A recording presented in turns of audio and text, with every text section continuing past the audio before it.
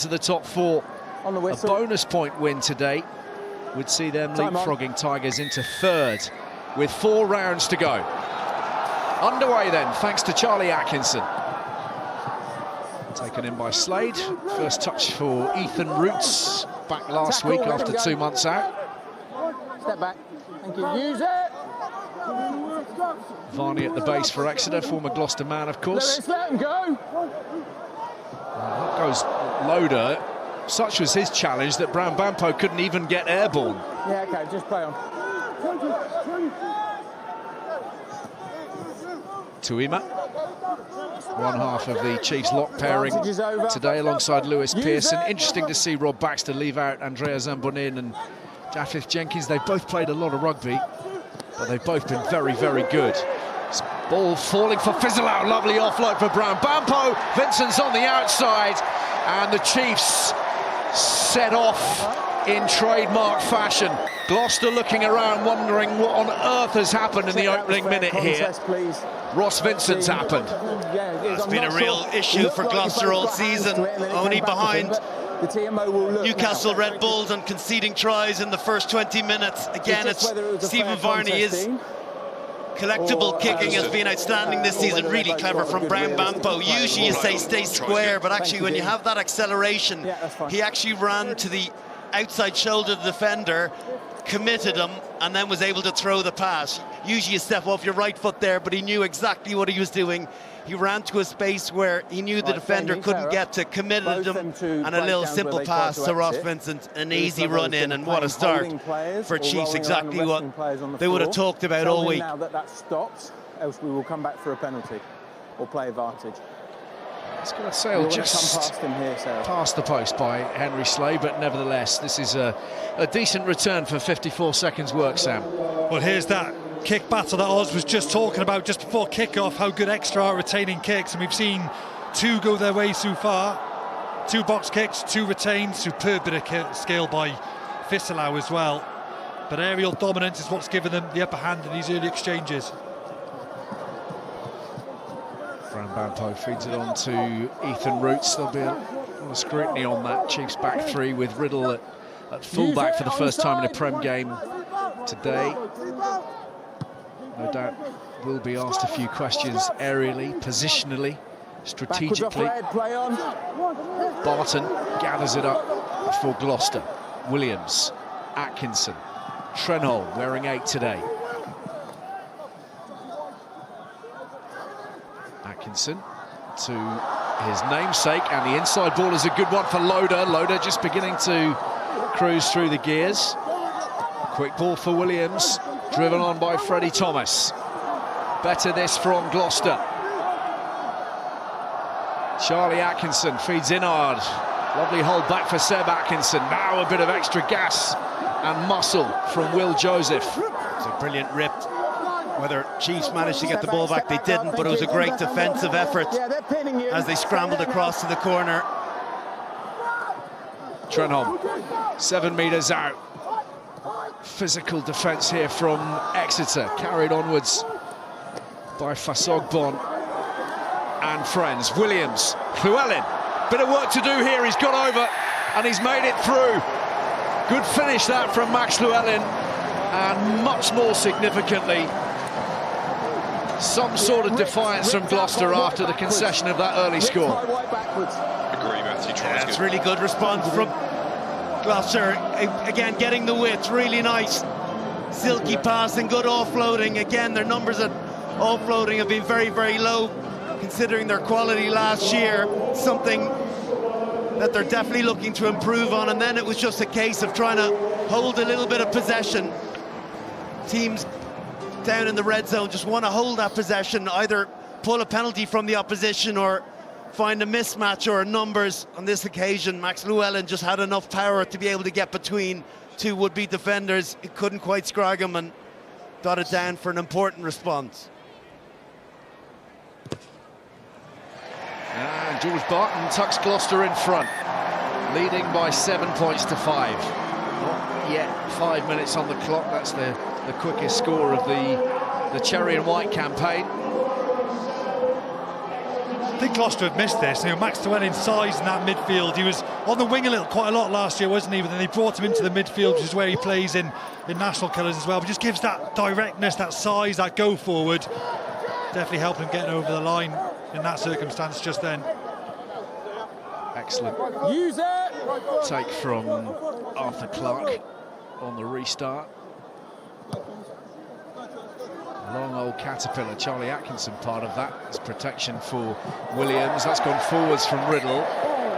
And a big net gain. I was going to say a big net gain for Gloucester, but the first knock on was Gloucester's. Extra ball inside the half.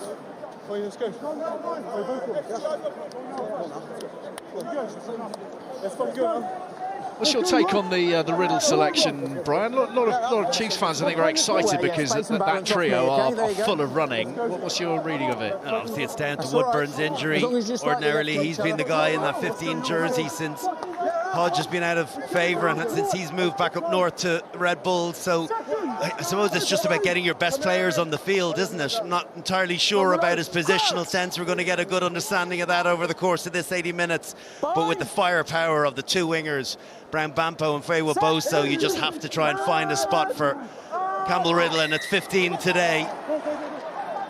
Free kick from the scrum, and Chiefs off and running wide to Feiwa Boso. He's being hunted down by Joseph. Skinner to Roots. Thomas up quickly. Here's Riddle. Yeah, ball's out. Vincent. Varney, bit of space there to work, and Skinner coming back into the traffic. Yosafa Scott. Advantage. Number 2. Playing with an advantage. Offside. It's gone against Jack Innard. Offside, number 2.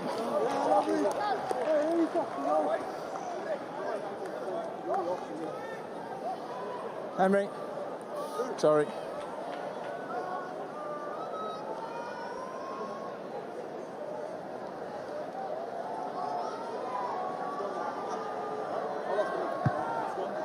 Slade carefully, not stable on the precisely to within 5. Yeah, unsurprisingly, going to the corner again. We're seeing more and more teams backing themselves from 5-metre lineouts. Okay, this one's a little bit more than that. He didn't want to take a chance getting right to the corner flag, but so hard if you win the lineout to defend these maul situations. The set is all important, and then what comes with the follow-up drive. But even the pick and jam game that we know from Chiefs. Crawl on the floor, you were tackled. That's a really important bit of work from Lewis Ludlow and friends. It's a really good recovery from Gloucester. They try and compete in the air, and Exeter win it just behind them, which means that Gloucester got 3 guys in the air in a lifting pod. They only hit them with 4 men, but they hit it so ferociously, took it straight to decks. They hit it with such momentum. Normally you have to hit with a sort of a full pack to get that achievement, but really good ball defence from the Gloucester pack. 6. That's good refereeing from Matt Carley as well. 4. They gave the optics that it was a release and got back up on his feet again, but in actual fact, never let go of the ball. Up, Jack, thank you. So all eyes on Innard again. Former Exeter chief, of course. Thank you. Over 15. Finds Alamano. That's a maul. A decent looking Gloucester drive here for the first time in the afternoon. Number 1, side entry, number 3, sorry. Side entry, clearly in front of number 2. Yosafa Scott has been penalised and allows Thomas Williams to crab sideways and wait for those runners to straighten. What a ball! That is a peach of a ball. And look at Joseph go! Absolutely steaming across the field. Keeps the ball alive as well, nicely.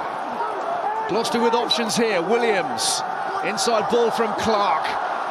Trucking forwards is Alamano. No lift, hands on top of the ball. Williams, no lift. eyes left, Atkinson.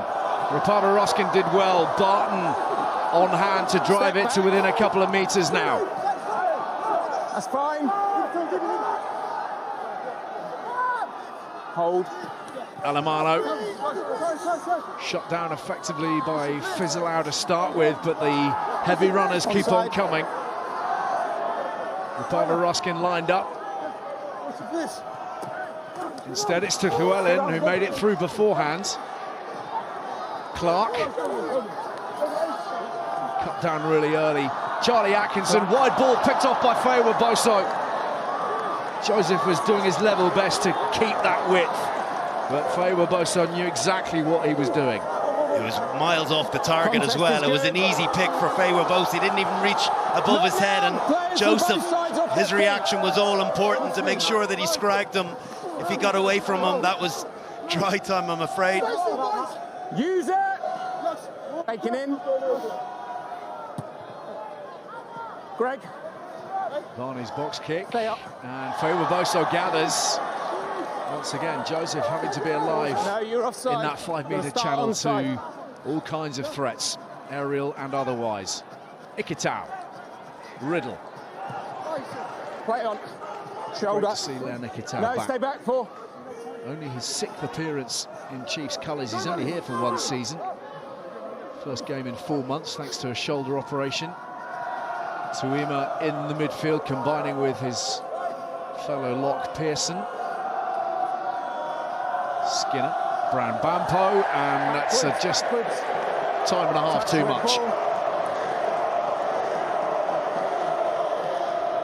Yeah, Chiefs just have to be a little bit careful on their spacing. It's Harvey Skinner's the one that takes the shooter, but that actually creates the space, and then the really fast recycle of the ball allows that second phase strike, and that's where the damage is done.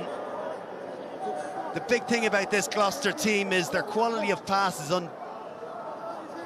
undoubtable. Atkinson, Tomas Williams, that needed to go to hand, and it was looking very threatening if it had worked out. In the meantime, Joseph goes to ground. Has the ball, let go, Thomas, let go. Your Has the turnover been affected? I think it has been. Enough now, enough now. That's fine, play on. Fished out by Harvey Skinner. It was Brown Bampo who secured that turnover. Onside, please, thank you. Barton backpedaling, ready for this aerial assault. Bringing in Loader. Another who's had far too long on the treatment table this season.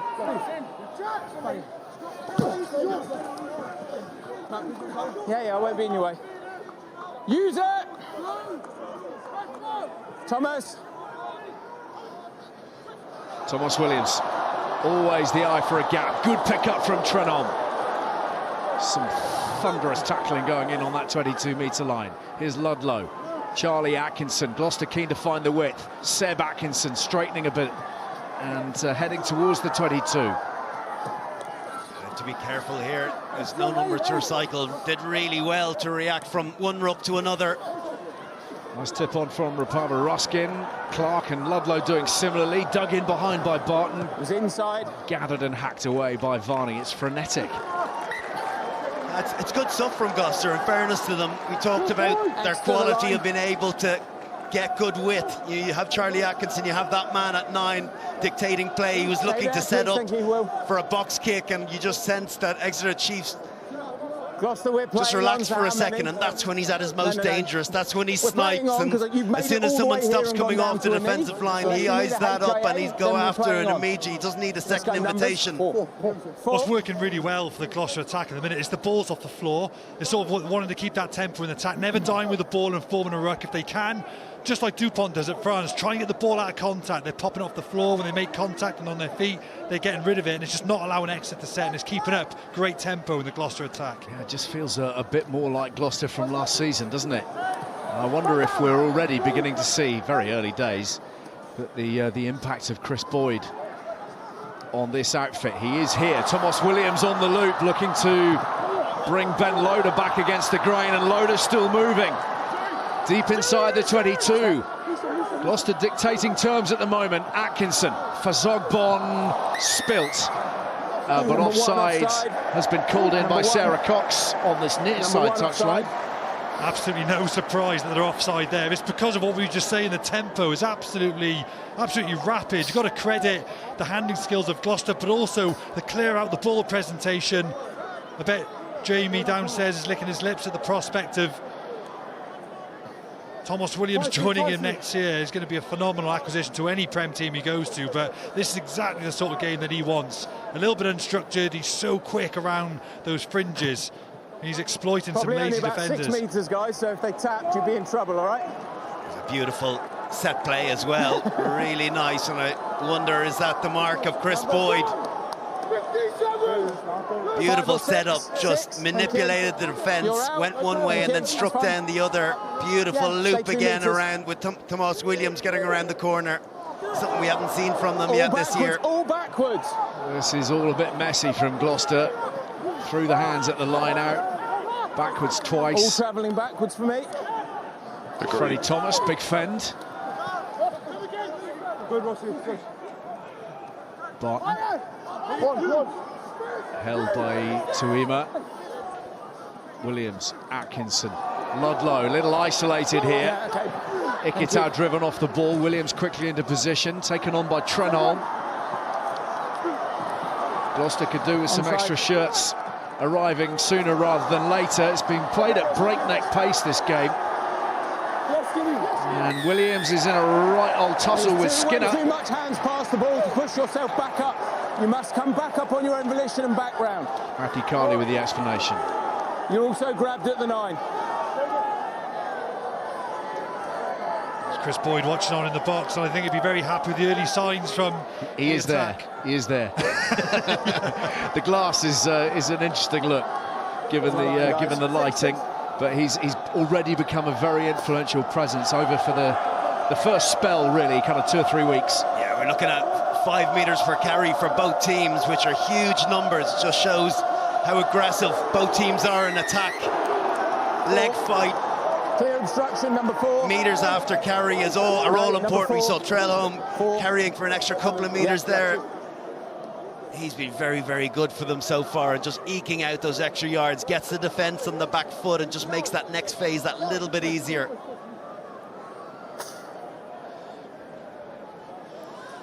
Well, that was Arthur Clark, who was finding himself in the wrong position for Gloucester, and the moment passes as a consequence. Yeah, we see this happen a lot. Just see there, just blocking. He's right in front of the jumper, so you can't argue that at all. That's 2 line-outs now in a real good zone. In 10 metres, please. 10 metres from the Exeter line, they've blown both of them. In the middle. The sort of things they could come back at half-time or the end of the game and reflect on those moments. We just have to have that accuracy in the 22, which is lacking at the minute. Dwebber picks out Pearson. Vincent on the move. Right, use it.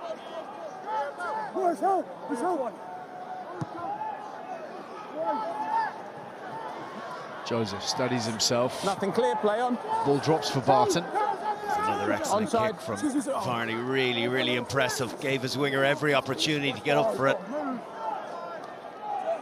Right, use it. Start onside, thank you.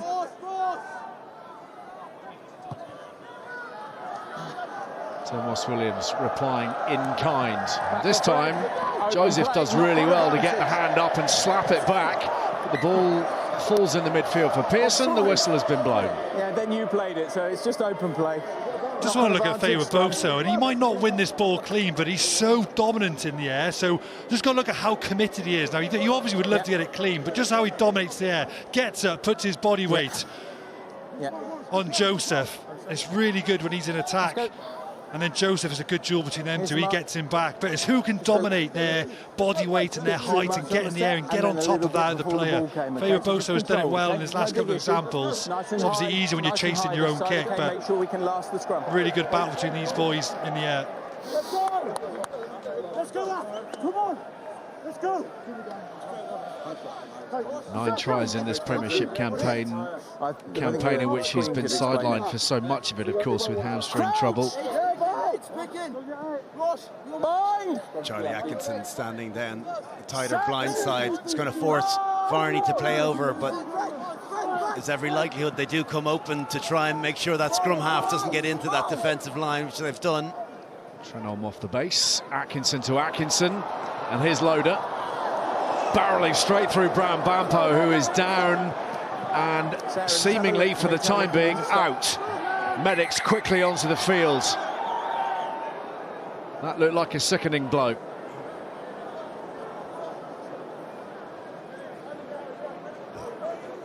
It was nasty. It really was. You could see it immediately. We had a great vantage point from here.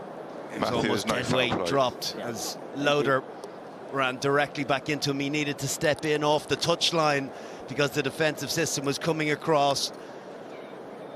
Came off his left foot and went hard into Brown Bampo as he came against him.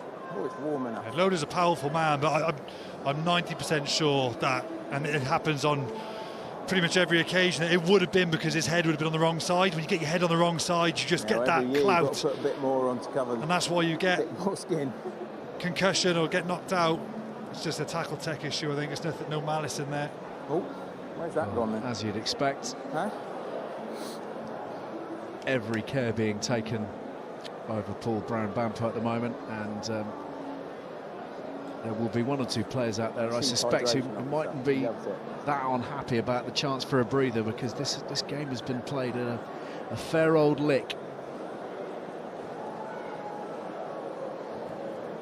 So a little pause for Paul Brown Bampo and his treatment currently, and that gives us an opportunity to let you know about all the extraordinary sport that's coming your way through the month of May, a blockbuster month on TNT Sports and HBO Max. The race for Europe and survival in the Premier League, the finals from all three UEFA competitions, the men's and women's FA Cup finals, the Gallagher PREM run-in, Roland Garros, so much more. Fabulous month of sport on TNT. And a crucial Premier League game next weekend, importantly, to identify for you Spurs battling for survival in their visit to Villa Park. That's live from 6 o'clock next Sunday. Massive game, Ali. 6 o'clock. That's going to occupy someone's mind, I suspect. And of course, the long-awaited third season of Euphoria finally here. New episodes dropping each week on HBO Max. It's the only place to catch up as well with seasons 1 and 2. There is so much good stuff, by the way, on HBO Max. If you haven't had a look, get involved. Succession, Sopranos, Band of Brothers, The Wire, White Lotus, you name it, it's on there. So get stuck into all of that. The good news from pitch side at Kingsholm is that Paul Brown Bampo is sitting up. Let's have a word with George Skivington, the director of rugby with Gloucester Rugby. George, we've been talking about the speed and the pace and the tempo. It's very evident you're keen to play at a hell of a lick today. Yeah, I think the boys have started the game with good intent. Yeah, you know, when we played with good intent and get speed in our game, obviously, you know, we've looked pretty good. We've still left a little bit out there, but I think the characteristics I've asked of them before the game, they're certainly doing that. It's actually been noticeable that you seem to resemble yourselves from last season, even in this very short period we've had to this point. Are we already seeing an imprint and an impression made by Chris Boyd, who's arrived over the last few weeks to bolster you guys as a whole? Yeah, I mean, look, I think Boydie's been brilliant since he's been in. You know, we've had a good couple of weeks of picking everything apart, and I think certainly for me, you know, there's been a few bits of maybe getting back to what I'm good at, if you like, and I think from that point of view, there's probably we've simplified things a little bit and a bit of a fresh approach, some fresh chats, some really honest chats, and you know, the other thing is we've actually got a few bodies for selection this week, so I don't think it's done any harm to us that a few lads maybe who didn't quite deliver what they should have last week have had to sit this one out, and I think lads appreciate, you know, if you get the chance to play, you've got to give it all.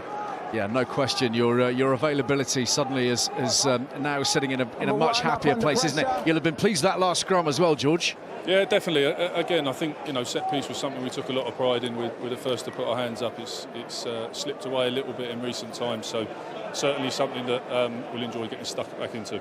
Great stuff. Thanks for your time, George. Thanks a lot.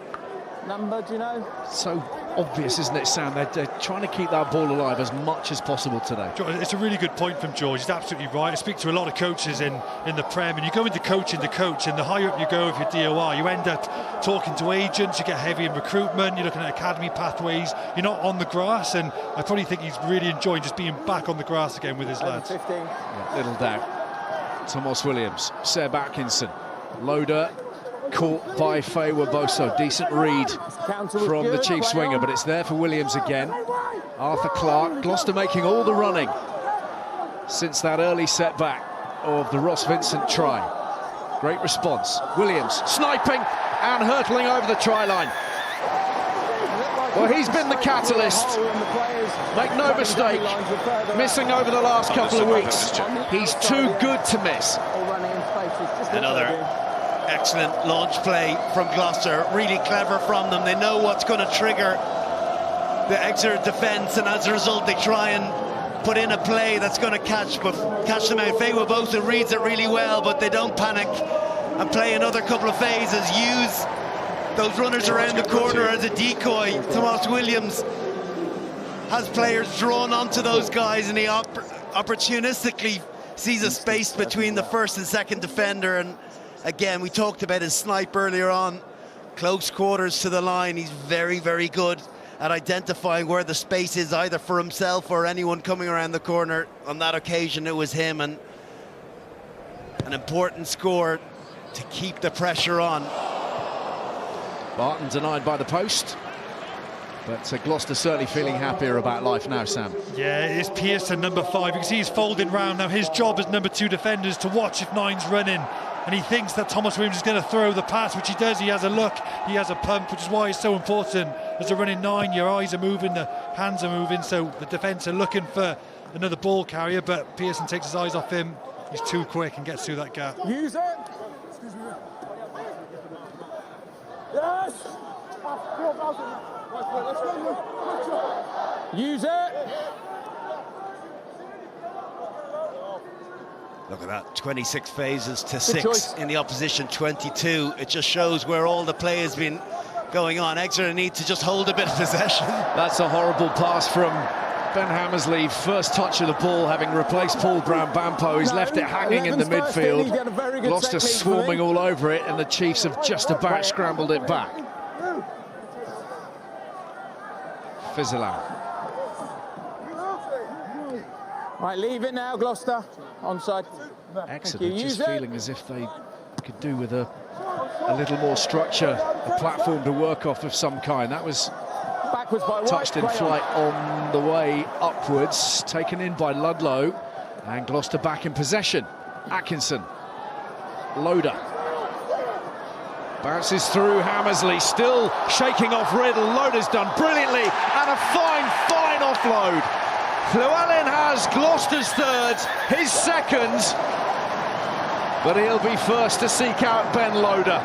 That was a little bit special. Oh, that is a delicious try, it really is. I tell you, if you look at him from here, you think, I'll have a bit of him. He's not the biggest guy in the world. Boy, he packs the punch.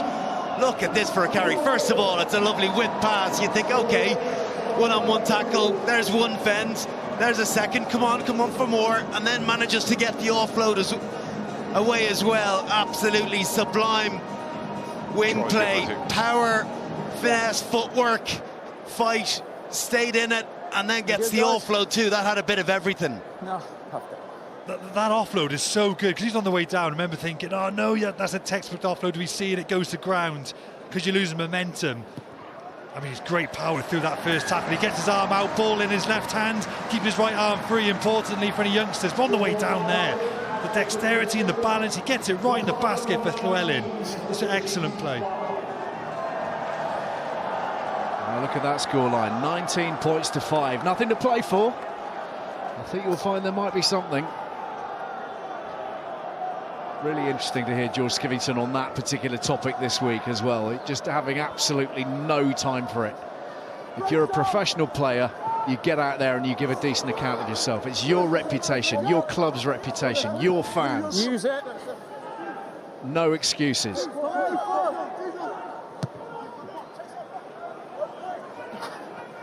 Ball is live. Just having a quick look at our slot machine here of stats. There's a couple that jump out. One is that Exeter Chiefs have made 62 tackles, but they've missed 20. Missing a third of your tackles tells the story of the game. Actually, that's improved, if anything. At one stage, they were missing nearly 50% of their tackles. So not only are they struggling to get possession in defence, they're not having a good day at the office either, and Gloucester have sensed it. Now their lineout's malfunctioned as well, and Trenholm is seeking out a soft shoulder or two. Ball is out. Good charge down from Pearson. Backwards play. And the ball falls for Vincent again. Oh, that offload just given a little bit too much. Still there are numbers to the left. Skinner takes it on himself. Three men outside him. Hammersley. Onside, step back, Jack. Feel like Chiefs making very hard work of this possession and their field position. No! No! Varney to Dweba. Ikitau, Slade. Tackle now, let go of him. Knee on the ground. Gloucester muscling up. Two Atkinsons there to meet the on-rushing Chiefs. Roots, nice. Skinner, even better. Boso slicing through, trademark stuff. Slick in the end. Quite a lot of huff and puff to get there. And you felt like they might have squandered the opportunity at least twice, but Manny Boso on target for his 10th in the league this season. Well, it's a great reaction from Exeter. They failed on the line out, got the line out wrong, but Pearson does really well to get himself in that guard slot, put a lot of pressure on Thomas. Thought that offload from Vincent was going to be a little bit too harsh. They managed to recover. Nice ball out the back, and Boso is such a good balance runner. That left foot step inside catches out the Gloucester defence. Has a lot of work actually to do from that line break, but Exeter do really well to reload, get numbers in the back line, play the ball out the back, and a great finish from Boso. We heard from Jamie before the game that he felt that England have really missed this guy this season. I tell you what, he is one of the best players, not only just one of the best wingers in the world, but one of the best players in the world when he is on form. He is so difficult to defend against. Again, a bit like Loader, very, very explosive, huge go again in the contact. Almost looks as though he's running 75%, but yet his 75% is still pretty quick. Just so agile. What a game he has, and defensively very, very solid. And Sam touched on it earlier, very good in the air as well. Really has the all-court game. Yeah, it was a crying shame he could play no part in the recent Six Nations. Slade with an excellent clearance. Still in, play on. Barton underneath that. Touch. He's given that just a bit too much as well. Slade waiting. Hammersley now. Ikitau. Step back, guard. Step back here, thank you.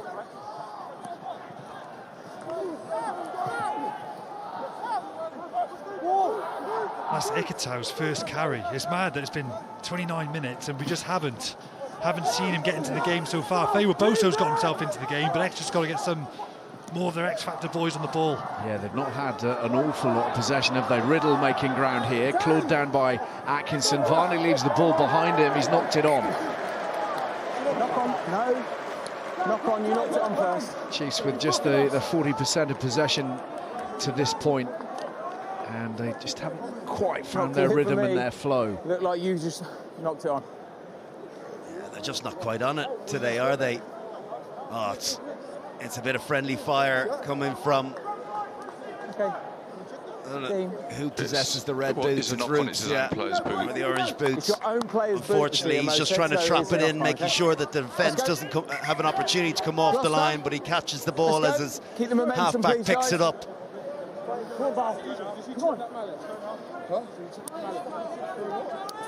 Next fucking job. Come on, guys. It's been a great half hour. Really good entertainment. Let's go, Willow. A proper contest. Let's go. Let's go.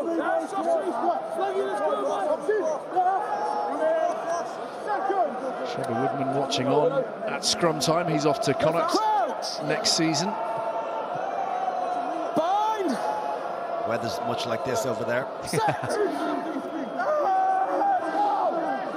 Long time servant of Kingsholm. Thomas Williams just tucking that back inside the scrum there. A cheeky little moment, but recognising that his boys were on top and that they needed to squeeze out every last drop of that scrum, Sam. Joe, I don't think I've ever seen that before, actually. I've seen them break control with his feet, but not at 9. But it's quite nice from Thomas, actually. Look, lads, I'd take the penalty. Let's ascend 30 metres up the field It's an excellent scrum penalty, and now from being in a position in their own half under pressure, now in the ascendancy with an attacking set which has been going well. They're doing so much good to get to this area, Gloucester. But they just got to improve this set piece actually now. They're in the 22. Can they convert now? Lewis. I think you call that Sammy. 7, thank you guys. 7. All in. Come. 7. Ready? Out. Greg, you're out. Yeah, okay. And as a consequence, big territorial gain and a big puma leaping into the sky to gather the ball in. Loader launched on a really tight line, dragged down by Dweba. Williams fizzing around the ruck. Here's Freddie Thomas with purpose and momentum, held by Yosefa Scott. Trenom been really good since moving from Quins. Will Trenom kind of sharing that 8 shirt with Jack Clement. Rapava Ruskin rolls to that 5-metre line. Ludlow, never less than 100% from him. Llewellyn on a hat-trick. Trenom, route 1, he's made it! Full of purpose. A single-minded carry, and it brings up the try bonus point for Gloucester. Brilliantly efficient again from Gloucester. To your point, Sam, much better at set piece. Holding possession is all important down in the 22, and then it's multiple options, not throwing the 50-50s, and then the simplicity of just a pick and jam when the defence felt as though they had a second to reload. Trelholm had other ideas. Really quick snap of the ball from the ground, and then drive of his feet into contact, leg pump, and the just rewards of a great score and no more than they deserve.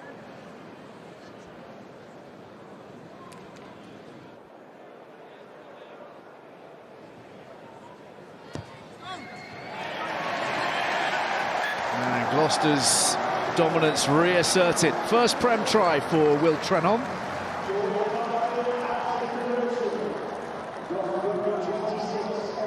It's one of the other things that's interesting about the scoreline currently.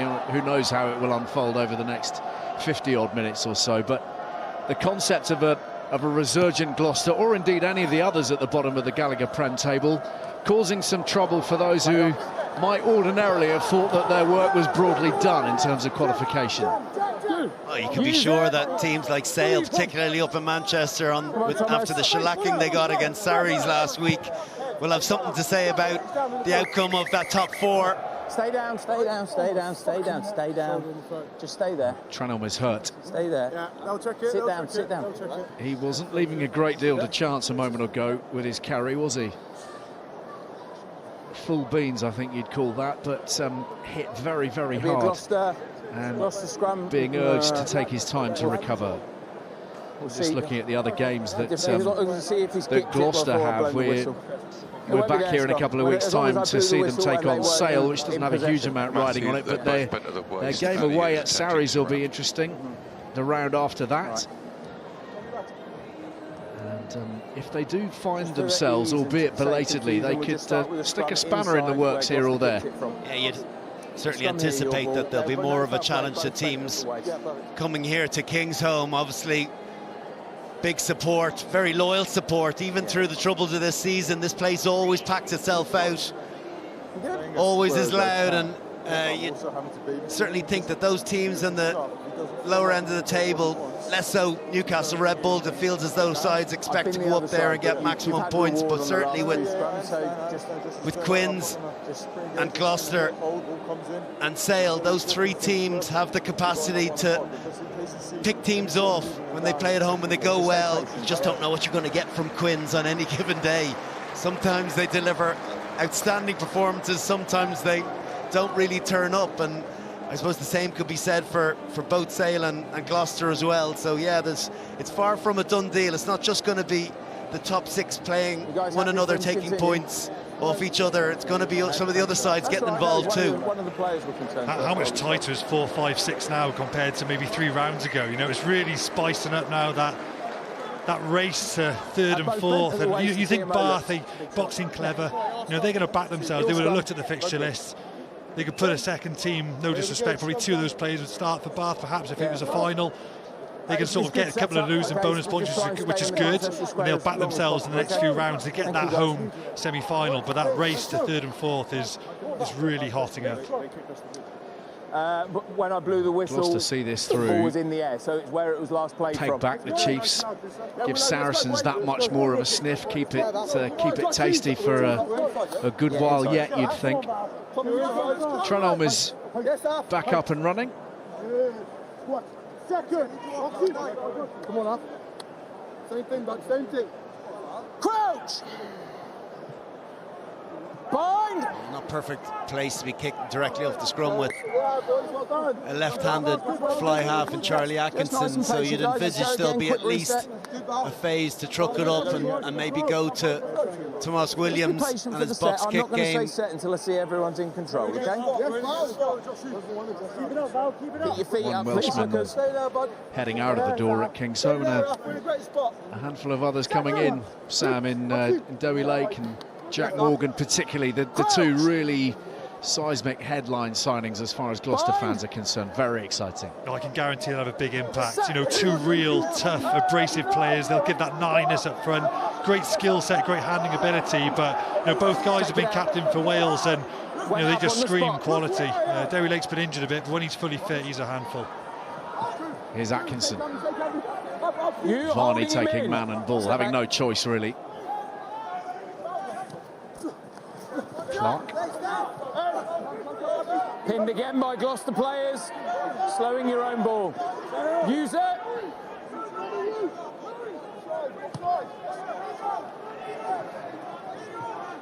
Riddle waiting, Loader got up, that's gone forwards off Loader, I think. Varney is there, scragged as he was dropping around the shirt collar. No. Let him go, let him go.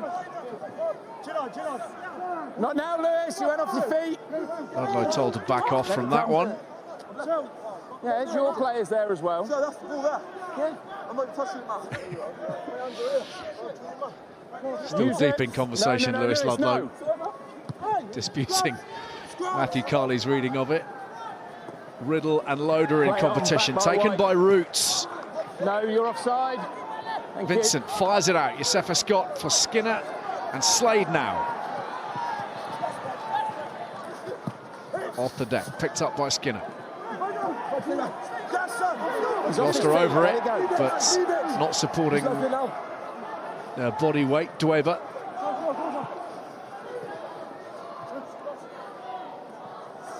Slade to Tuima, heading for the northeast and the Red Bull Revolution.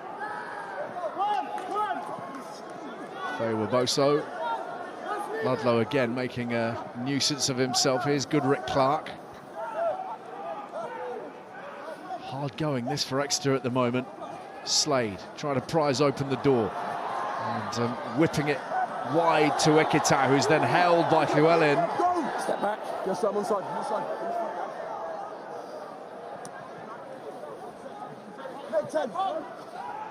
10 phases and not quite the punch they'd like. Maybe Varney can find it tight to the ruck.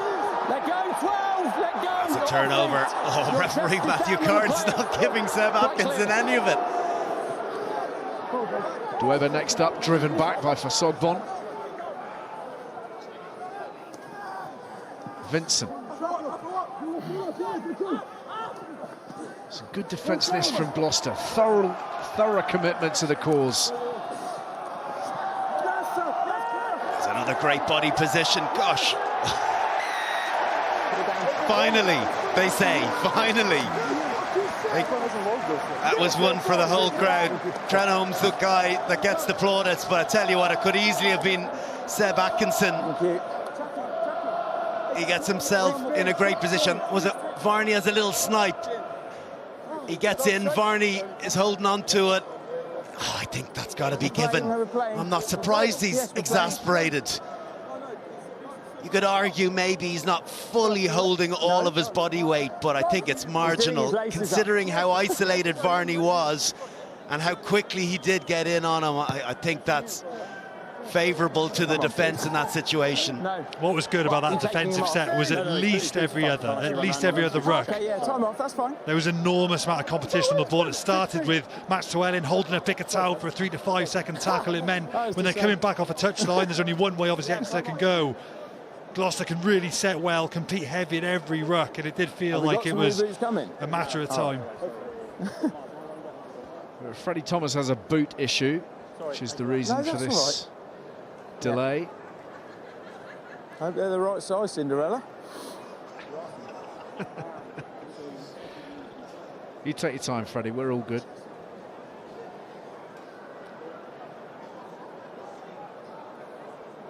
You know what the crazy thing is? There would have been, years gone by where lads would have only taken one set of boots with them. I don't know what to do. Deal with it. Give us a lend of yours, will you? You're not going to be getting a game time. Give us yours. Well, it's an interesting moment for Rob Baxter to ponder. Half-time chat incoming. I can hear you, which is good. So I wonder what the messaging will be. I felt like your elbows went down, so I was 50-50. For his Chiefs charges.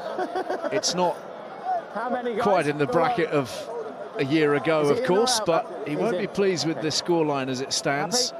And being run off the ball quite a lot, being out-muscled for the most part.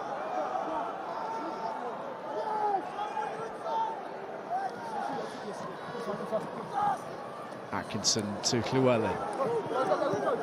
Hold straight line. Thomas Williams. Seb Atkinson draws those defenders. And cover tackling is strong from the Chiefs, from Hammersley, from Riddle, and Will Joseph helped back to his feet.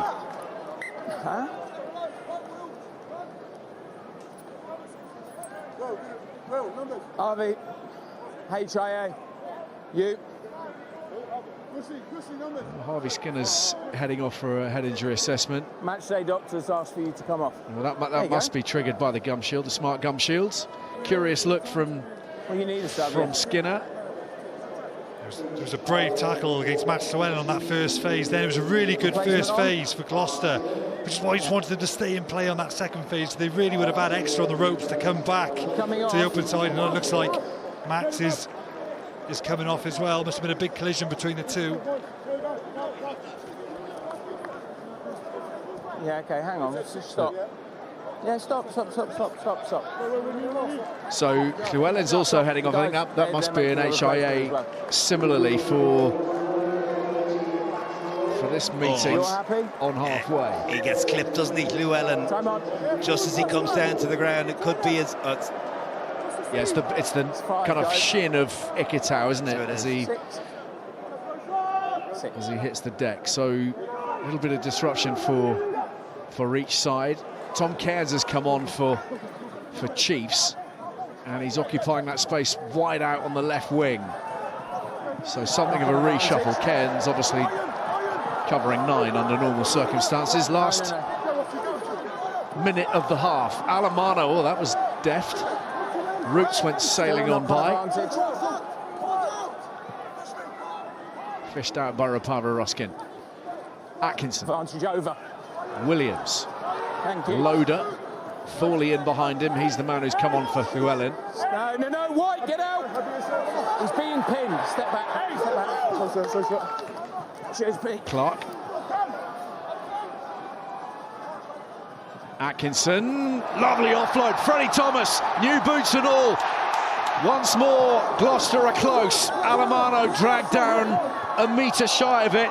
The ball squirts out. Ikitau gathers it in. It's gone forwards from Gloucester. Forward by White. And with the clock in the red, that is the end of a very entertaining, high-octane first half. Gloucester will feel they should have buried that chance. Nevertheless, they've got a try bonus in the bank. Responding to that, Gloucester have lost Max Llewellyn for the rest of this game. Ollie Thorley will be here for keeps on account of him failing an HIA, and the Chiefs have changed the entirety of their front row, which is clearly an area that Rob Baxter wanted to fix quick smart at half-time. And here's the replacement hooker, Max Norrie. Advantage is over for the knock-on. Harvey Skinner, who passed his HIA. On to Riddle, being driven back in the tackle from Gloucester. Fizzle out. Not seen the best of him just yet, other than for that early score from Ross Vincent. Deft little offload. Probing that shorter side, Ikitau. Vincent again. Skinner, Slade, Hammersley to his left. Gloucester again with the turnover. And this time it's Afo Fasogbon who's come up trumps.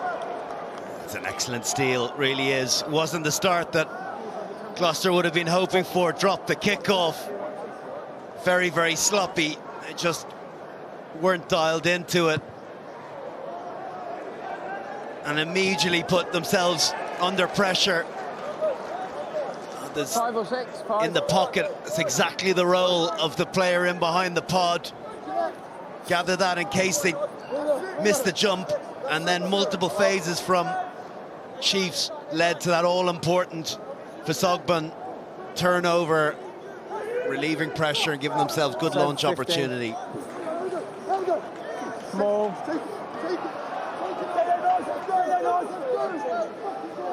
Inard takes control of this ball for the Cherry and Whites. Incrementally, and then more powerfully towards the 10-metre line. Good from Gloucester.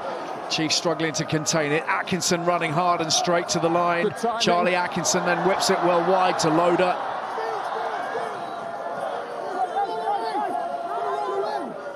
Williams. Atkinson hit late.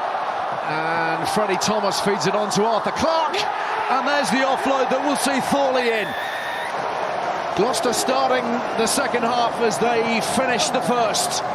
Thorley off the bench and onto the score sheet. And the margin now very healthy from a Cherry and White perspective. Talk about taking advantage of that turnover. Look at that beautiful play, really square play from Atkinson, taking the ball to the line. That holds the defence on the inside. Okay, maybe the ball shouldn't have been whipped as far wide as that, but then lovely little interplay and the capacity to be able to keep the ball alive, not allowing that defence to be able to set at any point. Oh, it's miles forward. Time off. TMO, check. So you're going to show me a forward pass from Gloucester? On the inside pass, yeah. He's not going to need too many views of that. The ball goes forwards, travels forwards, out of 2's hands to number 6. Okay, that's clear. Okay, we have a decision. Okay, the ball clearly travels forward from 2 to 6. It will be no try. As you were. Scrum. There's still a lot of good in that, though, for Gloucester, isn't it? They're still having that early days in the second half, but that maul dominance. They've gone to that short line out, and they've gone to a maul, trying to milk a penalty, but they made 10, 15 metres, so it came from some good dominance up front, and they're getting the ball to those edges so well. They must have hit those 15-metre channels off first or second phase on almost every single attack, just stretching Exeter. They're really struggling to contain this Gloucester width. Well, let's see how these new characters in the Chiefs front row handle the scrum, handle Rapava Ruskin, Inard, Fasogbon, and the heavy locks that Gloucester fielding in Arthur Clark and Matthias Alemano. They've handled it pretty well, much more solidity. Here's Slade, Hammersley.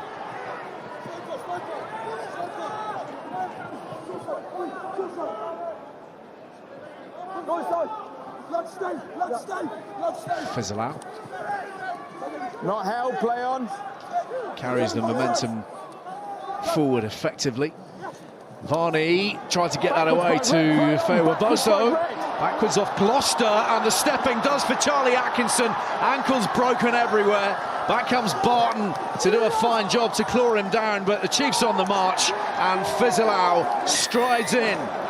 Just check that the ball was backwards by Red Dean, otherwise I'm Fewaboso, so often the catalyst seizing on an opportunity. I think it went backwards. We just need to make sure that it does come off a face there. Matthew Carley seemed to have a pretty good eye line of that. Beautiful footwork from Feiwa Boso. There's a player taken early. If anything, it's a penalty against Joseph anyway. It doesn't matter because the ball is batted back by a Gloucester player. Yeah, good try, Matthew, back off, as you described, by Red. And then they don't panic. Yes, there's players touching each other, but it's really congested. Calm heads, from both teams. one more phase and fizzle out, runs in a very easy score, but picked up by White. Really good return from Exeter. They aren't for going away here. Feels like a really significant moment, given the Thorley try ruled out just moments before. Big old swing back towards the Chiefs as a consequence. That was the bit where it looked awkward, but in fact it was Atkinson's arm that intervened. Barton did well here, but the damage was effectively done.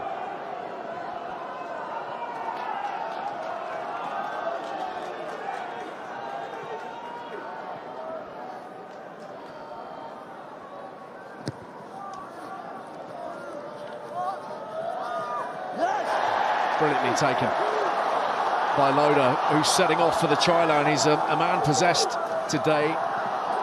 Made a number of really important dents in the Chiefs' defence. Here's Trenholm, who's also really hungry for it. Been displaying that throughout the afternoon.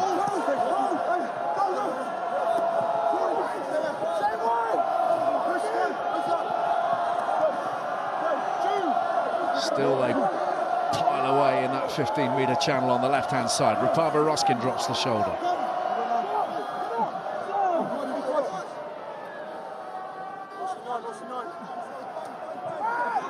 Thomas.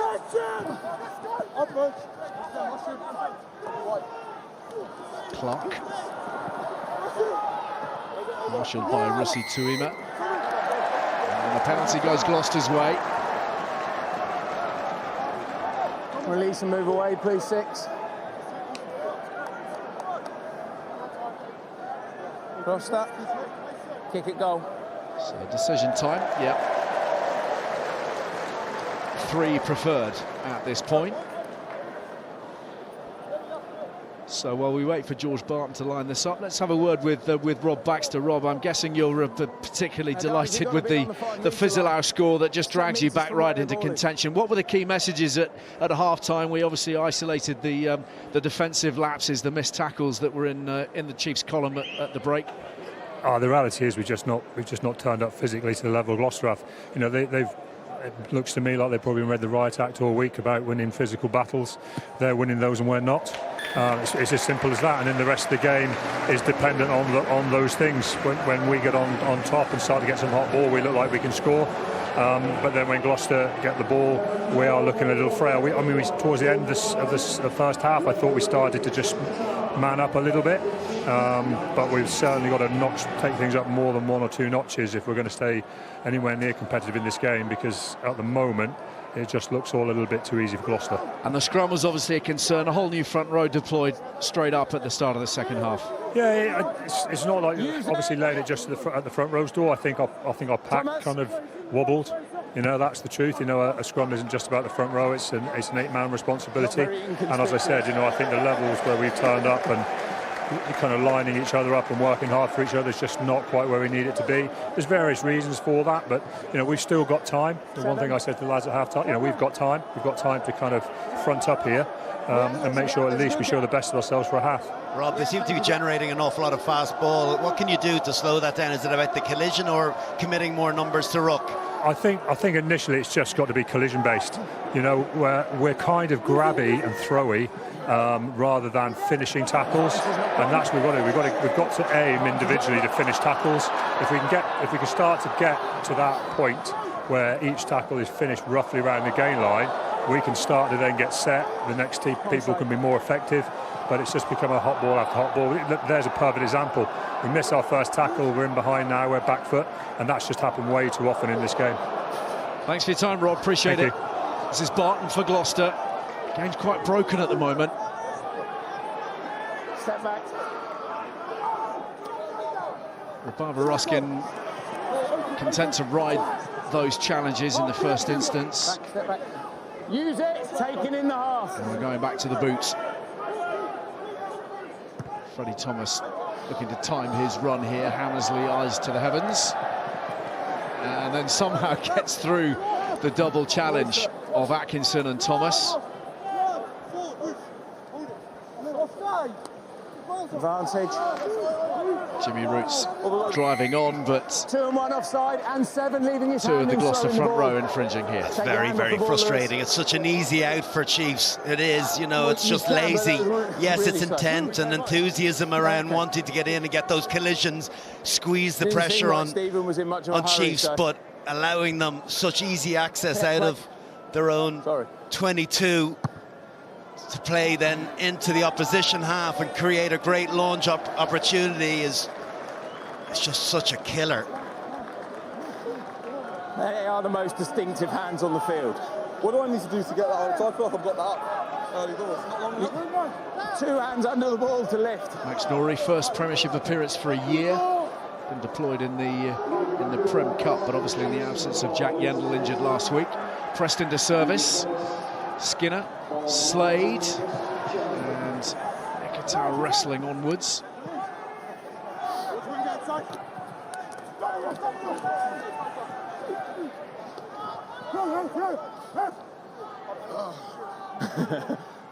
Skinner just caught in 2 minds, and Roots asked to do quite a lot from a standing start. Close.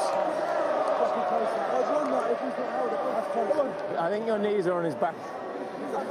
No, you've got to be able to support your own weight. Just go look at this Feo Boso carrying how well Gloucester defended. See how the Gloucester players don't move. So when 9 runs, he wants to drag out those defenders. The thing is, for Barbara Ruskin, he just stays there, lets 9 run, and Feo Boso comes right back into traffic, which is not what he wants. Really good disciplined defence from Gloucester against that man there. It's a double team as well from the negative guard, stepping across on the inside, giving extra security. That first defender too is all important. You need to double team guys with that level of power and explosiveness. Can you watch the double clock to the line-out? Is that right? Just a little one. I think we're jumping early. If you could have a look. So Ethan Roots is making way at this point. He's being replaced by Tom Hooper, the Australian international, who's done so much to endear himself to Chiefs fans in this first season at Sandy Park. Chris Chunza's on the field as well. We good? And who's joining Sale next season. Replacement done, I He's assume. not seen action in the Prem for 7 months either. Jen, here we go, mate. Come on, Jen. Yes. Broke his foot in round 1. The Roots replacement for the time being is due to blood. Bind! No. We go again. Our process is done. Here we go. Patient. No. Both sides need to be patient at every step. If I feel you pulling me on, I will free kick you. Be in control. Thank you. Let's go again, quick. We're good, eh? Come on. Let's go. You're in a good spot. Ethan Berger, the man on the loose head for Exeter, former Bulls man, locking horns with Afo Fassabon. Crouch! Bind! Set! And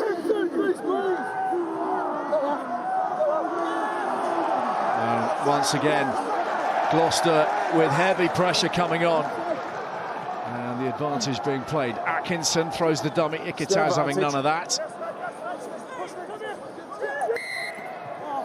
And back we go for the scrum penalty. Yeah, you got a penalty. Big scrum penalty here. I think Gloucester look like they want to keep that in there as well. Really back in that scrum. Between the bind and the set, so that you can get your head in the gap. Really good, that is. They did really well, that front row with Barbara Ruskin. For Sogbon in particular. And Inard had been excellent up front. There you can see it, 3-0. You just look at that now, look at the territory gain now. It's going to be a big territory gain. Suddenly now relieves a massive amount of pressure. That scrum battle, and they've been good, effective at maul as well. That sort of set-piece battle up front. I know we're 52 minutes in, there's still a way to go, but it's definitely been won by Gloucester so far. pass. Trevor Woodman will be well pleased. Rob Baxter, having made the change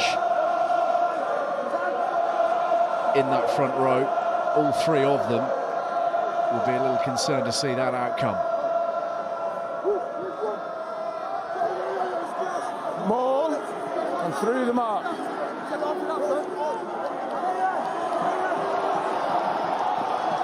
See, there it is again, it's creeping forward. They've done a bit better, Exeter, but getting on top of Exeter. Loose pass from Atkinson. Barton looks to tidy. Over the top to Loader. That was forwards to Thorley and then Spilt.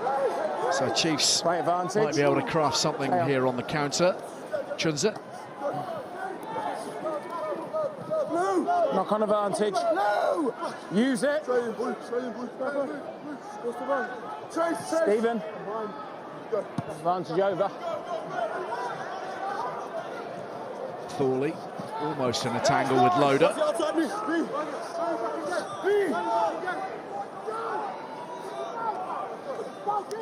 Sogbon.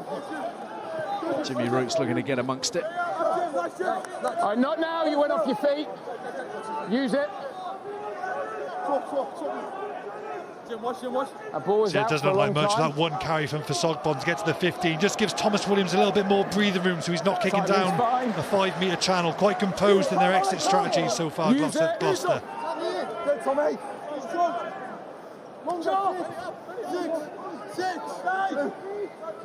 Use it.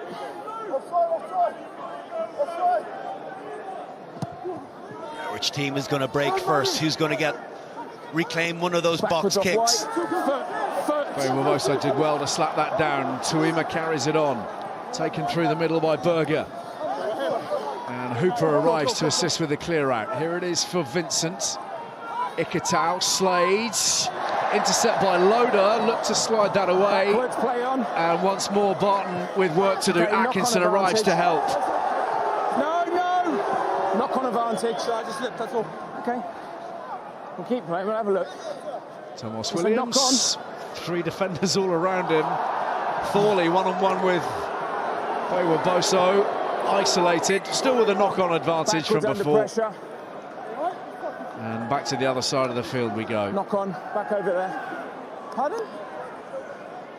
Yeah, the unfortunate thing is they've gone back 20 kicking game has been metres, excellent. so In fairness, both Nimes have kicked the ball extremely well, but look at those numbers. First and second of retained kicks, which is a huge component of the game, but also if you look over the course of the successes of teams, a huge amount of successful teams kicked the ball for more meters over the course of 80 minutes. So come on, Gloucester, scrum.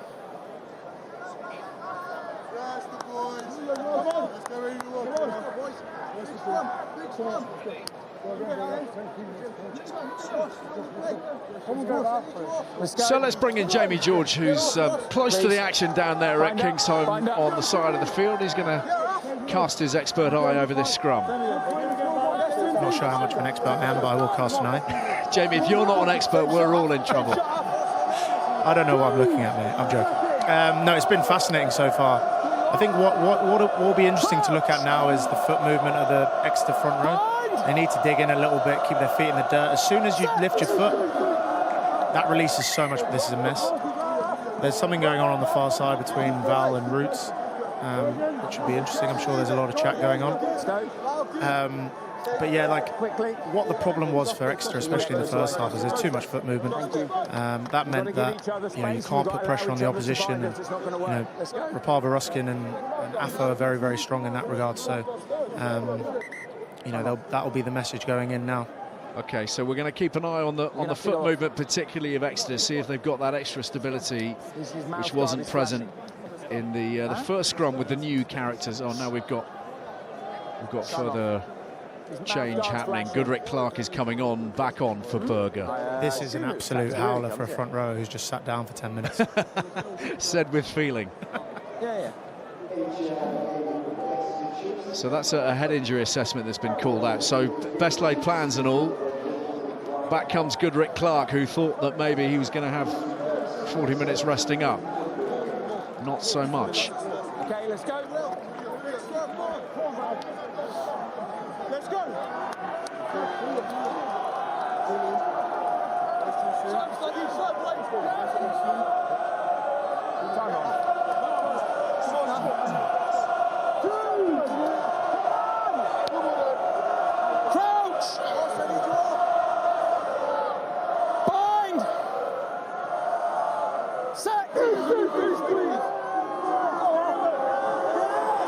Yeah, they're heading into reverse here, Chiefs again. Big trouble at scrum time for Advantage penalty. that Exeter pack.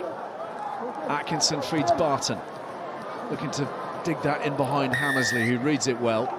But once again, all the way back for that scrum penalty. An area of supreme dominance for the Cherry and Whites right now. It's crippling at the minute, isn't it? Just, you know, with every error, be it whether you knock it on yourself or whether the opposition does. Obviously, it's more favourable when it's your put in, but it's just so debilitating, the knowledge that you're going into reverse more often than not. Two with some good scrums. No likelihood there's going to be a penalty advantage. They've been trying to play as much as they possibly can of Gloucester, but worst case scenario gets called back for 40 metres down the field and another attacking line-out opportunity. Their set piece has been much improved. Their strike plays have been really good. So much to have enjoyed about Gloucester's performance today. Nearing the hour mark. And the Cherry and Whites looking to drive home their advantage yet again. Into the midfield they come.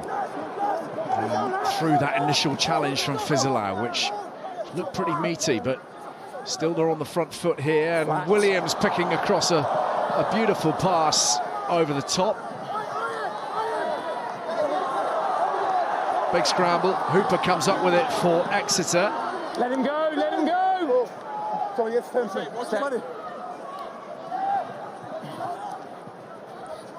Hammersley attacks the line well. Slade. Choices here for the Gloucester defence, and they kept them guessing sufficiently long enough for the pass to be very loose. We'll see. I wondered, did Hammersley need to give that pass to Slade? Okay, Slade is the one that threw it to touch, but actually, as they were burning around the corner, they locked down the defenders on the inside. Just have a look at Hammersley. I think he's got, I don't know who the defender is on the inside. It's one of the back rowers, but they're blowing. And I just think if he throws a dummy there, he is gone. Because I think it was Atkinson was the one that got his shoulders to the touchline a little bit, and he offered that inside. Job done inside. And then just go, he's got him on toast. Missed opportunity, particularly all the more so because of the loose pass from Slade thereafter. Ollie Thorley's had to go off for an HIA, rash of them today. And Caelan Englefield now occupying that space on the left wing for Gloucester, but they're not thinking about that right now. The closer confines are occupying them. And it's yielding big rewards at the moment, the driving game. The penalty awarded. Players up the side, not you. 20 and 7, disrupting them all. And Ross Vincent and Tom Hooper are the men that were occupying the minds of Matthew Carley.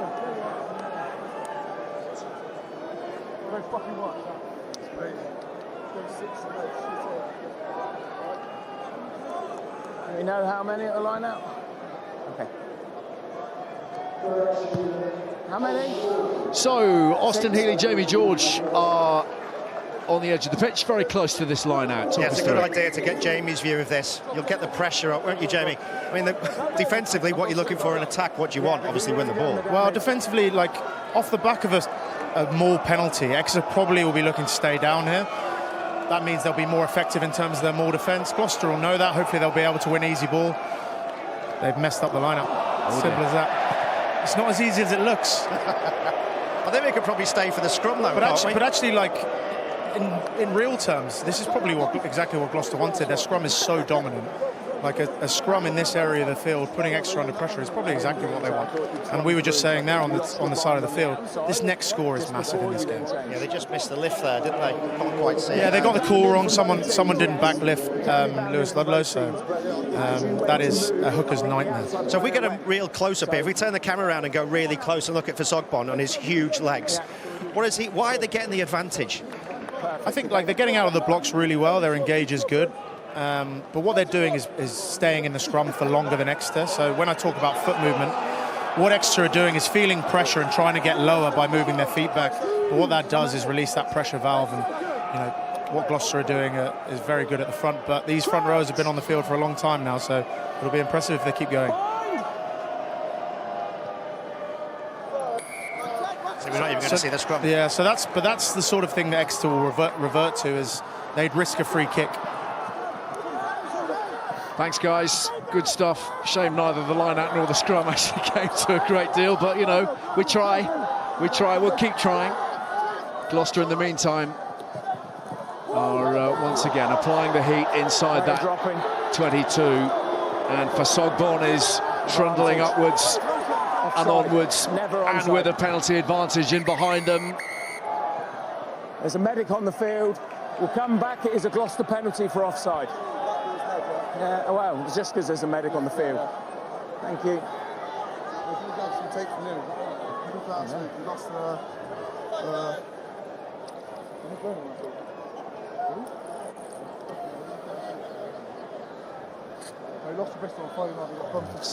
Slade in a head collision with Arthur Clark. Whatever about the head collision, I don't know about the legality. He doesn't get his arm up. That's more of a shoulder charge as well. So Matthew, there is head contact. He doesn't come off too well out of it either. I can see it on the screen. It doesn't look like it's any more than a penalty. Becoming a real issue. Low danger, and there's a mitigating for factor Chiefs of the player being hit sideways. Agreed. Yeah. They've been averaging 9 and 12 today already. Thomas, where's the offside on the 15, Jamie? Okay, so you got a penalty on the 15, or you got one on the 5. That's nothing more than tackle penalty only. A penalty in terms of Henry Slade. Offside here by 7, penalty only because there is head contact, but low danger and a mitigating factor. But the penalty count tells its own story today. 12 conceded by the Chiefs, just the 3 all day from Gloucester. Okay, time on. High tackle. They're doing well, Gloucester, bouncing back down that blind side, not keep playing open side against that blitz defence for Exeter. Thomas Williams is bouncing back blind. They're getting their big men on the ball, importantly in the 22. And then they catch an extra offside. It's simple rugby, but it is in the 22. And Sam, a lot of that is down to the speed of that ruck ball. So as soon as the defenders are getting up off the ground, the attackers are then coming directly back at them again. Arthur Clark at the heart of this challenge. In pile the backs. Loader. Try. Just all out muscle power. Extra weight of bodies. Try number 5, and you're just beginning to wonder whether that might be too many for the Chiefs to reel in from here. Now this maul has been watertight all game. No Exeter player can get through the seam of the lifter and the jumper. Look how tight they are at the front. Schindler tries to get his arms through, but they're miles away from the ball. They can't go up the side because they're quite narrow. It's such a nice tight maul, and this is the sort of game, I presume, it's going to be a big upset for me if Exeter come back, but it's the sort of game as a forward pack you go into the dressing rooms after and you can sort of look each other in the eye and be really proud of that, because they've been so dominant at scrum, so dominant at maul. They've been great in the ball carry and they know it. It's been an excellent performance from this Gloucester pack today.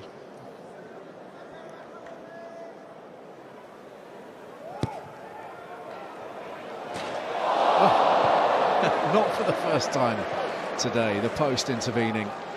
Will Tranholm. Up until today, no tries at all in the Prem. Now a brace. And Gloucester really enjoying themselves this afternoon. What a return to form after the humiliation, frankly, of the activities at Ashton Gate by Bristol last weekend.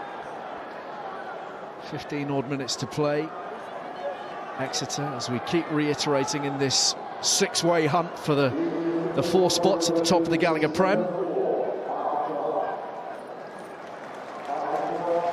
Do you know what, though, Ali? As a forward pack, you know, I've been in games where you've been absolutely battered up front, and you referred to the Gloucester game last week. You go back into your team meet on a Monday and it hurts. You know, it's almost embarrassing because it's your pride is damaged. It's an alpha test up front in the pack. When you come off second best, you cannot wait to get back out. You've got 7 days to wait, 8 days in Gloucester's case, and you know your coach will throw the gauntlet down. You've got to respond, and they've definitely responded today. Had a bad one last week, but they've done really well this week. Lots of ground gained by that clearance. That's huge. It's approaching the 10-metre line. It's that big. How glad are they to see Tomas Williams back in the cherry and white shirt this weekend.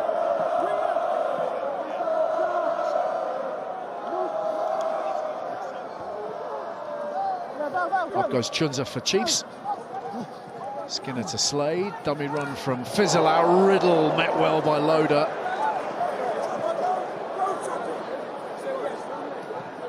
Jimmy Roots. We're seeing Loader's power today, aren't we? In the air, in the collision, in the carry. He's been good. These are momentum-shifting tackles. He shook himself on this one as well. It's a big collision, and it looked as though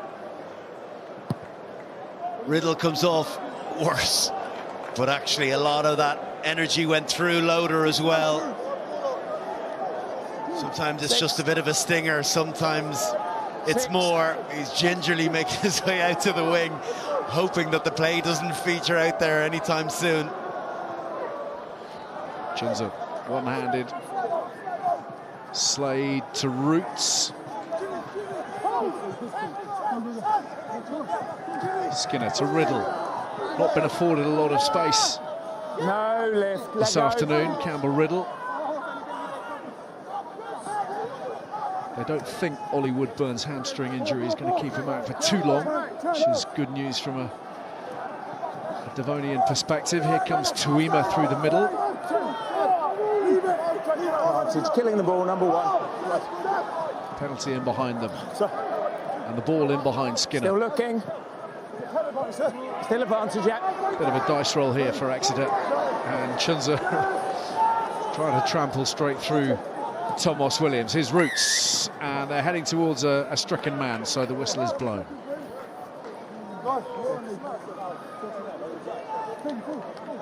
Number 1, side entry and killing the ball. Second play. Pava Ruskin is the man who's He's not affecting me, though. being looked after currently. And not inclined to change my mind that quickly, but that we will be back with you on TNT Sports for the return of the Gallagher PREM. Friday the 8th of May, Gloucester against Sale from 7 o'clock right here at Kingsholm. And then the East Midlands Derby on the 9th the next day from 3, part of the double header. Bristol Saracens shaping up to be a huge match in the context of the league as a whole from 5:15, and then Sunday a brace of matches for you as well. Newcastle against Quins 2:45, Exeter they're at home to Bath from 3. UEFA Champions League back in action next week as well from 7 o'clock Wednesday. Atletico against Arsenal. The Europa League, Forest Villa Thursday from 7 on TNT Sports 1, and then on TNT Sports 2, 7 time for same time I should say for Shakhtar Donetsk against Palace in the Conference League, the UEFA Conference League. Stream them all if that's the way you prefer to watch it on HBO Max. Pava Ruskin still recovering and being afforded all the time that he needs. So important to Gloucester's challenge. We've seen the pressure he's brought to bear in the set piece, but we also know how valuable he is over the ball. Sam, he's invariably a man, if they can keep fit, Gloucester just go better with him in their lineup. He's been excellent, you know, really good work rate in defence, but scrum time, maul time, he's been brilliant. really helped this Gloucester pack today. 67 minutes, really good shift from himself. Yeah, he doesn't look entirely happy. Take a little bit of getting over that impact by the look of things. So Dion Blula is onto the field at loose head. Chunza, meanwhile, for Exeter, who need to come up with something here. This is looking really purposeful. Trenholm's right in the thick of it, trying to hold his man up. It's a penalty try, 7 points banked. The decision taken by Matthew Carley. And the man who's freshest on the field, Dion Blula, is going to be dispatched straight away. Goodness, that can only be seconds that he's been with us, and he's gone. And he's conceded a penalty try in the process for collapsing the maul. This game's not done. Christian, that's his super strength, is how good he is in the air as a line-out jumper. He's so tall, got really long limbs, and Gloucester actually get quite a good compete at the front of the line-out, putting a lot of pressure on the hooker, but they hit that maul, they come to the ground, they hit it, they get momentum, and when you go in that quickly towards the try line, any infringement is going to end up in that penalty try. But great line-out drill from Exeter. I spoke way too early. It's game on. Blula.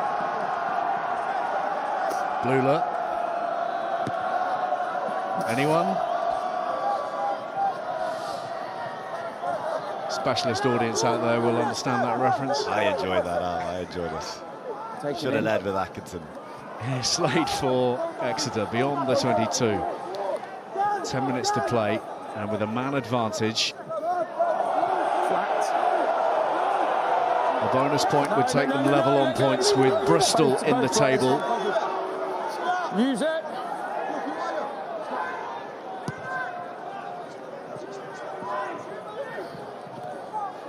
Backwards off White and then hit his head. That's been knocked on by Gloucester, but they've gotten away with it. Varney, little excursion is swiftly ended. Fished out by Berger. Slade now. Across the shoulder.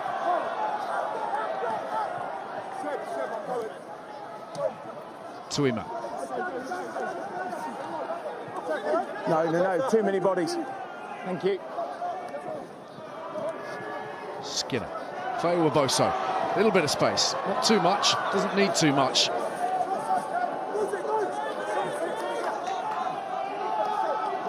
Nori. Skinner. Tuima. Better from Exeter. Popped up off the deck, but not before it's gone forwards. So the Chiefs frustrated, thwarted. I tell you, this is a very important challenge because they get the edge. They've stuck down the inside, and as Tuima's, if he gets that away, and there's a couple of quick hands, there's some numbers piling around the corner. Is it Ludlow? Yeah, it's a huge tackle for him, forces him into an uncomfortable position as he lands on the ground. That makes him spill the ball. I tell you what, there's plenty in that. Great energy from the old Gloucester captain. He's been ever present today. There's the table as it stands. Chiefs with their try bonus point, drawing level with the Bristol Bears, but still in 5th place. 22. Trailing by 8. 22. Okay, 11. First step to get within 7, obviously. Rapava Ruskin back on the field. Yep. 11. All of that because Dion Blula lasted a matter of seconds. He looks happy, doesn't he? To be back there. I mean, of all the things in all the world that Val would like to be doing right now, this is quite low down the list. I've literally just put in an unbelievable 68-minute shift, and I did my time, and you lasted 8 seconds. It only takes 5 minutes to sit down after a game, isn't it? And you stiffen right up, and you just completely, emotionally, just, and then you're straight back into the heat of the scrum. It's brutal. I know this front row is watching this now, who are probably chuckling. They've been in that position before. It's a tough ask for Rapava Ruskin. Got to crank it back up all over again now. Take it out, Thomas. Take it out. He's doing his job. Well, that penalty has gone Exeter's way Tomas Williams was under pressure from the ref. Told him to take it out. Number one is clearly on the outside, and you drive round the left. That won't improve Val's mood. Interesting, he was going to allow them away with what sounded like illegal scrummaging anyway if he moved it quickly, but he penalised them because he didn't listen to his interpretation. Well, goodness. This could be quite the swing. What a kick. Henry Slade, what a kick off his left. He was miles away. He's done so well to get that close.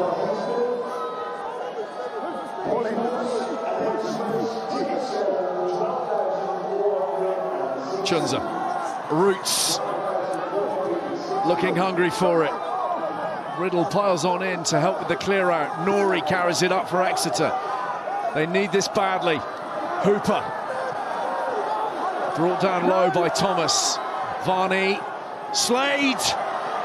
Slips the net, drives over. Has he got it down? Gloucester bodies trying to fold underneath Henry Slade. What's the verdict? This is when the kidology comes in. I believe it was on the floor. I'm just going to check that the on-field decision will be a try. So, Dean, the on-field decision is a try. Can we just double check, please? Understood. On-field try. Checking.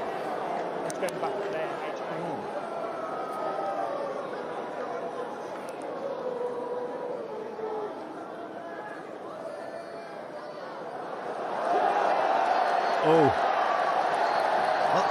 Does it ever actually hit the deck? Well, the interesting thing is, if he says it's an on-field try, we can't guarantee that that's not down. So, because we're obscured here now, does he have to go with his initial thought that it is an on-field try? Yeah, it has to be conclusively not hitting the ground. Correct. Tough call this for Dean Richards. It is important, you're right, Dricko, because if it wasn't for that question, we'd probably all guess this is not a try. If you're going to have to look at it black and white, but there, with all the arms come in, I can't conclusively say. You couldn't give that. No. If the decision was no try, there's no way you could give that.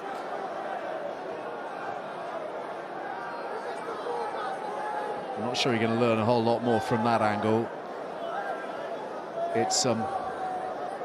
It's not conclusive, is it? For sure. Yeah, it doesn't really look as if that's... So, Matthew, you've got the ball on the ground, yes? Yes, I had the ball on the ground. OK, well, you have to stick with your on-field decision because I can't prove it. Nothing clear to override the on-field decision. I did see the ball on the ground, and there's nothing clear. Well, Matthew Carley saw it. He might be in a small minority, but he's the man with the whistle. He's in the best position. He's in closest proximity.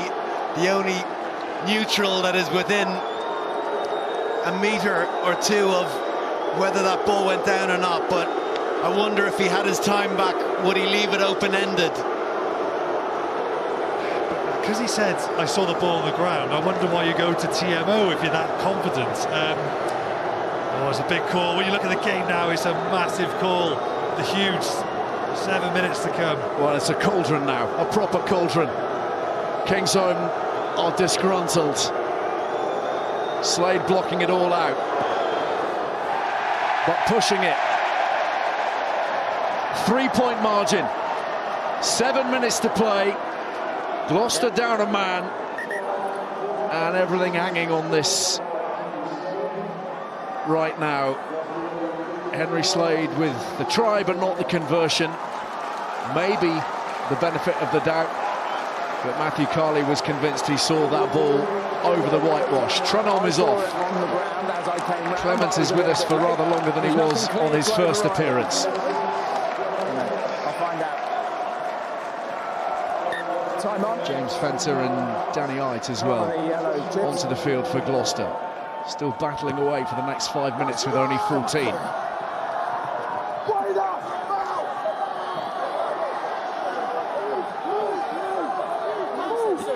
Let go now, Gloucester! No.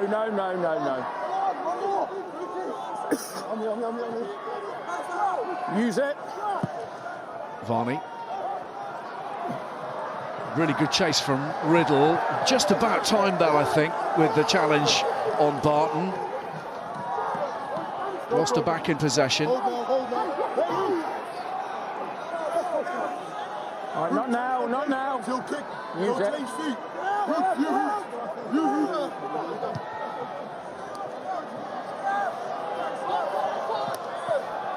Tap down from Riddle. Danny Ike got onto that. Varney's trying to skip away. Slade with some space opening up here. Boso. Seb Atkinson has to work hard, or he slipped away, as he tends to do. Still going, Boso. This is where he is unique. The capacity to ride the challenges. Change direction at pace, but Gloucester scrapping for every inch over the ball.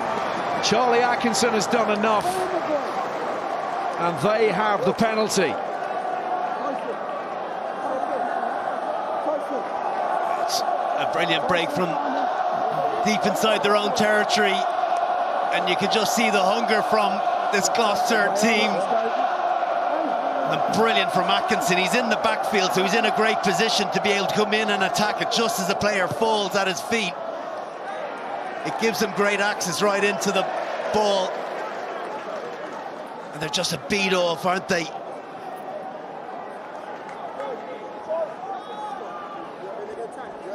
It was Exeter fans screaming hands on the floor, but I still credit his bravery to put his head in there.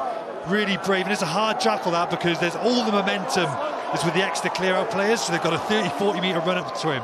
Really brave for him to go in there.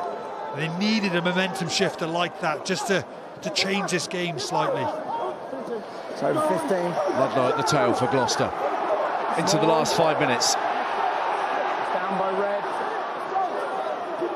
Chiefs now, of course, within the requisite 7 points, so they'll take 2 losing bonuses away if the scoreline remains as it is now. They will move into 4th place in the table, above Bristol. But Gloucester aren't quite finished here. Seb Atkinson batters onwards through Fizzalau.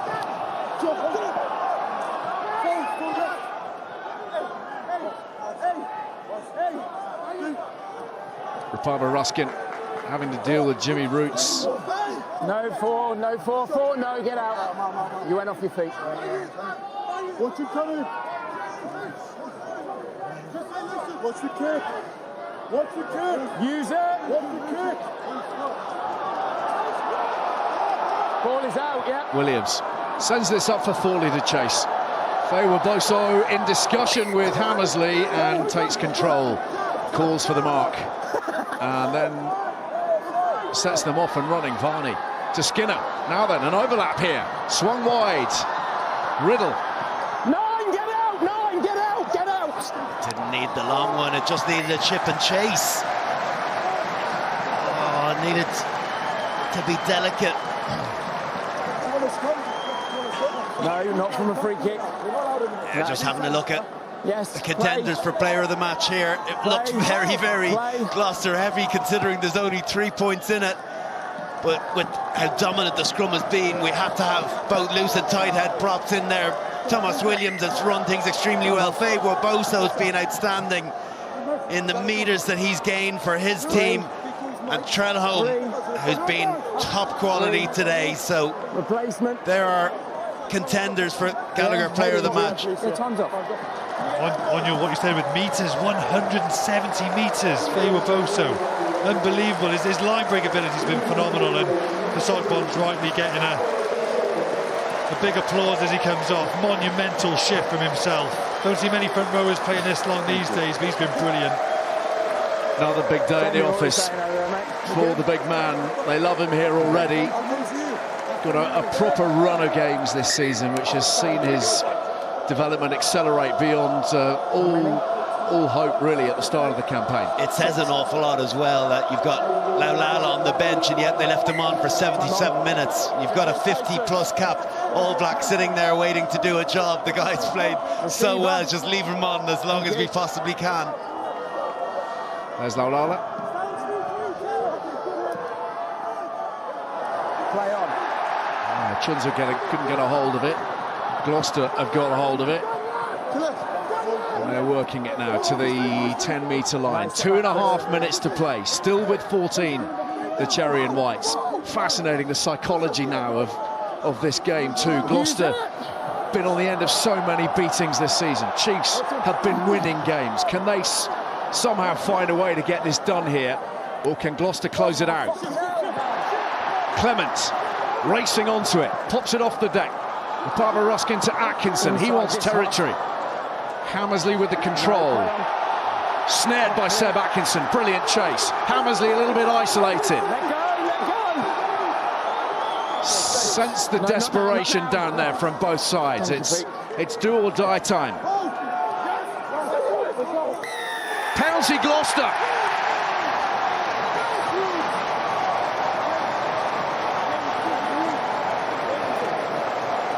Number 8 off feet. It's gone against Fizzalau. And it was an act of desperation at a time of great stress. And Gloucester now can put this to bed. Well, the question is, do you go to the corner or kick for the post? Obviously, you go for the post, it's 6 points. They can still have to take a kick off, and there's still an opportunity to score a 7-pointer, or do you try and work the clock down and back yourselves to hold possession by going to the corner? It's the latter. The line-out's been 15 out of 15, so there's a lot of confidence in the line-out. So many good things they put together there. There was the line-out steal initially, then they won the aerial battle, then there was the kick through from Seb Atkinson, then there was competition on the breakdown. They've really upped it in this last few minutes, Gloucester. If they win the ball here, you think that should be enough. Well, if Gloucester can find another score, if they can deny Exeter the losing bonus, we all know how critical each individual point becomes at this stage in the season. Up she goes. Ludlow gathers it in. The drive is on. Inard takes control of it. Chiefs need bodies, and they need to find a way to thwart this drive. The touchline might be their best option. Hooper's right in amongst it, looking to gum up the works, and he's done just that. It's Exeter's ball with 30 seconds remaining. Time off. Put time off.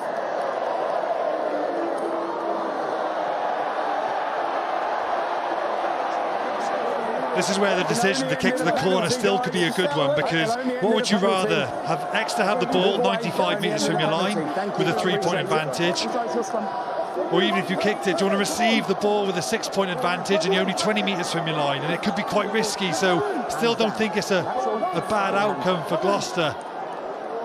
I mean, this would be the one scrum they don't want to concede now. They've been so strong all game. It's going to take a mighty effort for Exeter to come from here. It's an opportunity as well for Thorley, who's out on that left wing, to play a little bit higher, knowing that in all likelihood they're going to have to hold possession. So his responsibility is to cover and shut the space off, but also make sure that no kick pass can make its way across to Campbell Riddle. Big onus on Barton to cover any backfield kicking that might happen too, but also with Loader defending on this right-hand side, working in that pendulum. Big responsibility for the three of them in working as a compact unit to make sure that they defensively are super sound.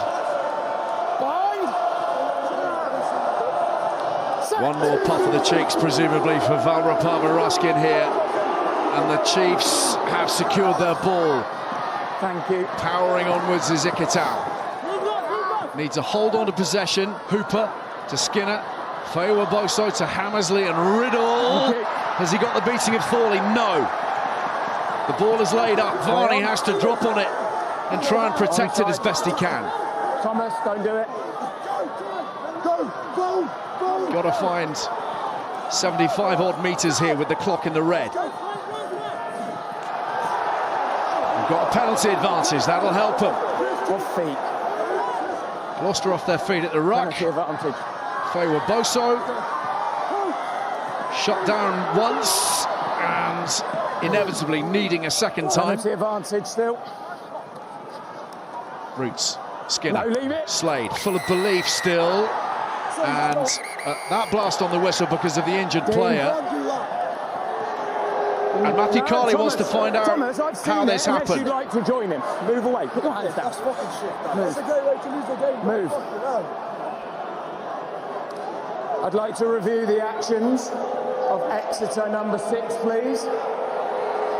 Ethan Roots. Understood, Matthew. Live, I felt like the tackle from the Gloucester player was legal, and then I saw Exeter 6 lash out with him on the floor, and it looked like a strike into the face. Understood.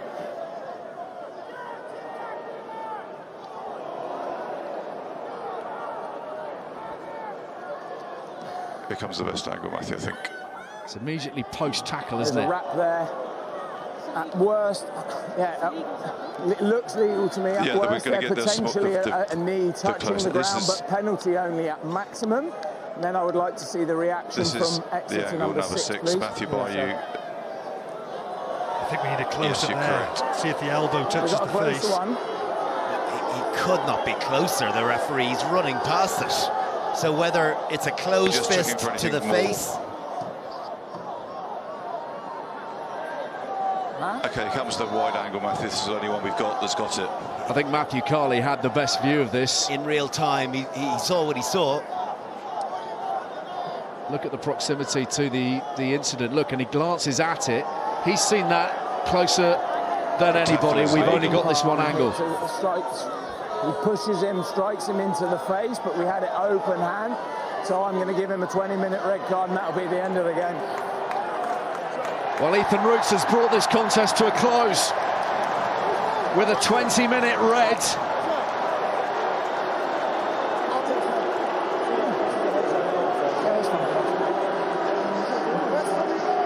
It doesn't necessarily have to be the end of the game. They could still deny them a losing bonus if they decided to go to the corner. He's leaving the field. Just wait, just wait. So, Thomas Williams not interested in extending this any further. Gloucester back to life today.